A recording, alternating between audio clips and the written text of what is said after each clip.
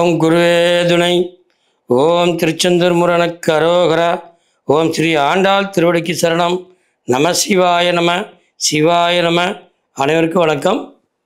இப்பொழுது நம்முடைய வாழ்க்கையில் கர்மானா என்ன அப்படிங்கிறத நம்ம முதல்ல ஒரு படி தெரிஞ்சுக்கணும். எல்லாருமே கர்மாங்கிறது சொல்லிட்டு வராங்க. ஆனால் அது என்ன, கர்மானா என்ன, அந்த கர்மானுடைய விஷயம் என்ன பிறக்குது, இந்த கர்மானால் என்னென்ன காரணங்கள் நடக்குது, அப்போ கர்மா நம்ம வாழ்க்கைக்கு என்ன காரணம், அப்போ அதனுடைய வேறுபாடு என்ன அப்படிங்கிறத கொஞ்சம் விளக்கமாக நம்ம தெரிஞ்சிட்டா நம்ம வாழ்க்கையில் எப்படி வாழ்கிறது, மகிழ்ச்சியாக வாழ்கிறது, சோகமாக வாழ்கிறது, இதுக்கு என்ன வித்தியாசம் அப்படிங்கிறது நமக்குள்ளே புரியும். ஆனால் கர்மாங்கிற ஒரு டாபிக் எடுத்துட்டோம்னாவே பல கர்மாக்கள் இருக்குது. இப்போ கர்மான்னு சொன்னோம்னா ஒரு கர்மா ரெண்டு கர்மா அப்படின்னு சொல்லலாம். ஆனால் கர்மாங்கிறது ஒன்று, ஆனால் கர்மாவில் பலவிதமான கர்மாவாக இருக்குது. அப்போ எந்தெந்த கர்மா நமக்கு பயன்படும், எந்த கர்மா நமக்கு பயன்படாது. அப்போ எந்த கர்மாவை நம்ம பயன்படுத்தலாம், எந்த கர்மா பயன்படுத்தக்கூடாது, இதையும் நம்ம புரிஞ்சுக்கணும். அது மட்டும் இல்லை, வாழ்க்கையில் ஒவ்வொரு மனிதனுக்கும் கர்மா வருமானம் நிச்சயமாக வரும். கர்மா இல்லாத இந்த வாழ்க்கை மனித பிறவி இல்லை. நல்லா ஒன்று புரிஞ்சுக்க. கர்மா நிரந்தரமாக இருக்கும் அப்படின்னா நிரந்தரமாக இருக்காது. கர்மா வரும் போகும், அதுதான் அதனுடைய வேலை. அப்போ கர்மாங்கிறது என்ன, இந்த கர்மா எப்படி உருவாச்சு, இந்த கர்மானால் எதெல்லாம் விஷயங்கள் நடக்குது, இதுக்குள்ளே எப்படி இதை கையாளுறது அப்படிங்கிற ஒரு மனசை தெரிஞ்சுக்க வேண்டிய மிக மிக முக்கியமான அவசியம். அப்போ கர்மான்னு சொல்கிறீங்களா சாமி, என்ன கர்மா அப்படின்னு கேட்டிங்கன்னா, கர்மாங்கிறது இப்போ நல்லா ஒரு சின்ன விஷயமா சொல்கிறேன்னே, கர்மாவுக்கு எது துணைக்கோள் அப்படின்னு கேட்டிங்கன்னா, சனியோட கோள் தான் துணைக்கோள். சனி பகவானும் கர்மாவும் எப்பயுமே ஒன்றா தான் இருக்கும். அந்த டச்சில் தான் நம்ம உடம்புல வேலை செய்யும்.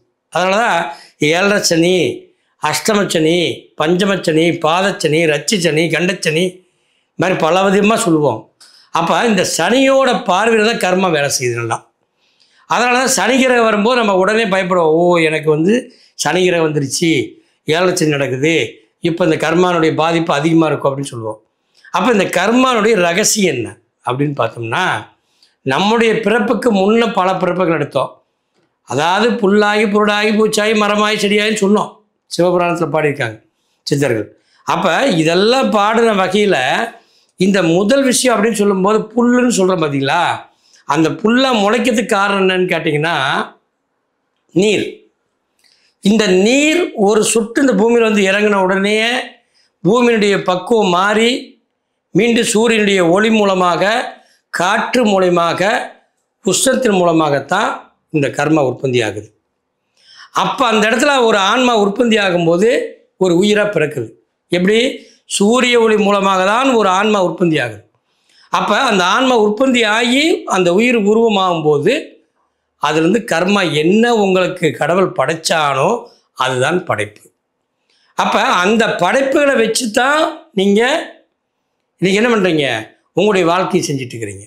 அப்போ அதனுடைய படைப்பு எப்படி இருக்குது அப்படின்னு கேட்டிங்கன்னா, அது என்ன எண்ணத்தில் உதிச்சதோ அந்த எண்ணத்திலிருந்து வர்றதான் இந்த கர்மா.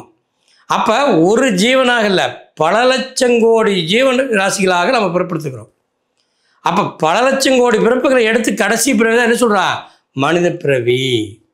அப்போ மனித பிறவியில் வந்ததுனால மறுபிறவி உண்டா அப்படின்னா நிச்சயமாக உண்டு.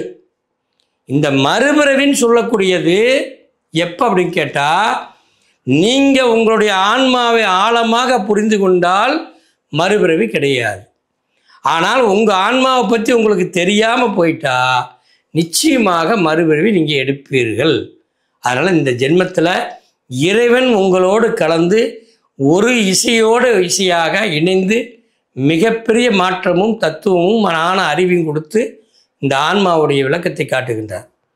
அப்படிப்பட்ட காலகட்டத்திலே உங்களுடைய ஆன்மாவை நல்லா புரிந்து கொண்டு உங்களுடைய பிறவியில்லா பெருங்கடன் அப்படின்னு சொல்லுவது போல உங்களுடைய பிறவி இல்லாத வாழ்க்கையை பெறுவது தான் மிக மிக முக்கியம்.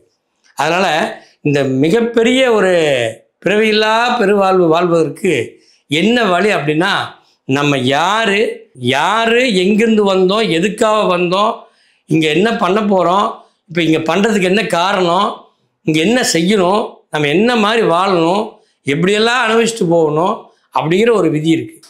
அந்த விதி இயற்கையினுடைய விதி. அப்போ இயற்கையினுடைய விதிக்கு இயற்கை சட்டம் சொல்லுவோம். அப்போ இயற்கை சட்டமா இல்லை இன்றைய காலத்துடைய சமுதாய சட்டமா? இந்த 2 சட்டத்துக்கு இடையில தான் நம்ம வாழ்கிறோம். அப்போ சமுதாயத்துக்கு கட்டுப்பட்டாகணும், இயற்கையோட சட்டத்துக்கு கட்டுப்படணும். இந்த 2க்கும் சொல்லும்போது தான் நம்மளுடைய மனித உடலில் மனம்னு ஒரு வேலை செய்யுது, புத்தின்னு ஒன்று வேலை செய்யுது. அப்போ ஆண் பாதி பெண் பாதி, சிவன் பாதி பார்வதி பாதி அப்படின்னு சொல்லுவோம். அப்போ எல்லாமே 2 வகையாக தான் இங்கே இணையுது. அப்போ இந்த 2 வகையை 3 வகையாக சேர்ந்து 3 பாகமாக செய்யக்கூடியதான் இந்த உலகம். அப்போ இந்த உலகம் எப்படி இயங்குது? ஒரு அதிர்வு, ஒரு சவுண்டு, ஒரு ஒளி மூலமாக இயங்குது. அப்போ இந்த 3 நாள் இயக்கம் என்பது மிகப்பெரிய ஆற்றல் ஆகும். அப்போ அதுதான் இறைசக்தி என்று சொல்லுகின்றோம். அப்போ அது மூலமாக நம்ம உடல் செயல்படும் போது 2 மனமாக வேலை செய்கின்றது. இதில் நல்ல கர்மா, கெட்ட கர்மா. அப்போ கர்மான என்ன? ஒரு எண்ணம், ஒரு செயல், ஒரு காரணம், ஒரு கருத்து. அப்போ இதெல்லாம் என்னது? ஒரு தாட்ஸு, ஒரு படம், கண்ணுக்கு தெரியாமல் கண்ணுக்கு தெரிகிற ஒரு படம். தொட்டா தெரியாது, நிழல் மாதிரி, ஆனால் அது ஒரு படம், ஆனால் அது ஒரு கர்மா அப்படின்னு சொல்கிறோம். அந்த கர்மா தான் நமக்குள்ள பல கோடி செல்களில் பல லட்சம் கோடி கர்மாக்கள் தங்கியிருக்கு. இந்த கர்மா அஸ்பகர்மாவும் இருக்குது, சுபகர்மாவும் இருக்குது. இந்த 2ஐயும் நமக்கு போட்டு குழப்பிக்கிறதுனால தான். ஏன் குழப்பிக்கிறோம்? அங்கே எப்போ ஆரம்பித்தானோ அன்றைக்கு ஆரம்பித்தது தான் இன்றைக்கு வரைக்கும் சூரியன், சந்திரன், செவ்வாய், ராகு, கேது, குரு, சனி, சுக்கிரன் அப்படின்னு சொல்லக்கூடிய 9 கிரகங்களும் 27 நட்சத்திரங்களும் 12 ராசிகளுக்கும் அந்த கோட்பாடு தான் இந்த உலகம் இயங்குகின்றது. அது முறை பிரகாரம் தான் நம்முடைய உடல் இருக்கிற கர்மாவும் இயங்குகின்றது. அதனால தான் நம்ம என்ன சொல்கிறோம்? ஜாதகம் எனக்கு பேசுது, ஜாதகம் கரெக்டாக இருக்குது, சொல்கிறது அக்யூரேட்டாக இருக்குது, எனக்கு அது மாதிரி தான் நடக்குது, எனக்கு இப்போ 7 லட்சம் நடக்குது, எனக்கு அஷ்டம், இதெல்லாம் சொல்லிக்கிறோம். அப்போ இதெல்லாம் உண்மையான உண்மைதான். சரி, இதையெல்லாம் உண்மைங்கும் போது அதுக்கு பேர் என்ன? விதின்னு பேர். அப்போ விதியோடு வாழணுமா இல்லை மதியோடு வாழணுமா அப்படிங்கிற நமக்குள்ள ஒரு முடிவு வேணும். விதியை மதியால் வெல்லலான்னு சித்தர்கள் சொல்லிட்டு போயிட்டாங்க. அப்போ விதியை மதியால் வெல்லலான்னு சொல்லும்போது மதின்னா என்ன, விதினா என்ன? விதி என்பது நடப்பது, மதி என்பது அதை மாற்றிக்கொள்வது. அப்போ மதியை மாற்றிக்கொள்வதற்கான என்ன ஒரு விஷயம் இங்கே இருக்குது அப்படின்னு கேட்டால் நமக்குள்ள மிகப்பெரிய பேரானந்தம் ஒன்று இருக்குது. இந்த பேரானந்தம்னு சொல்லக்கூடிய ரகசியம்தான் மதி, பேரறிவுன்னு சொல்கிறோம். அந்த பேரறிவு மூலமாக தான் நம்மளுடைய எண்ணத்தை மாற்றிக்கொண்டு நம்முடைய கர்மாவை சுபகர்மாவாக மாற்றி நம்ம வாழ்க்கையை சுபிட்சமாக வாழ முடியும். அதனால் இந்த கர்மாங்கிறது எத்தனை வகை, எந்தெந்த வகையில் கர்மா இருக்குது, இதனுடைய விளக்கம் என்ன பாட்டாக நான் சொல்ல போகிறேன். நீங்கள் ஒவ்வொரு வீடியோவும் என்னை பாருங்கள். நிச்சயமாக கர்ம வினைகள் என்பது எப்படி நமக்குள்ளே வெளியேற்றுவது, சுபகர்மாவை எப்படி நமக்குள்ளே கொண்டு வருவது அப்படிங்கிற மிகப்பெரிய சூட்சமத்தை நான் அடுத்த வீடியோவில் சொல்கிறேன். நன்றி, வணக்கம்.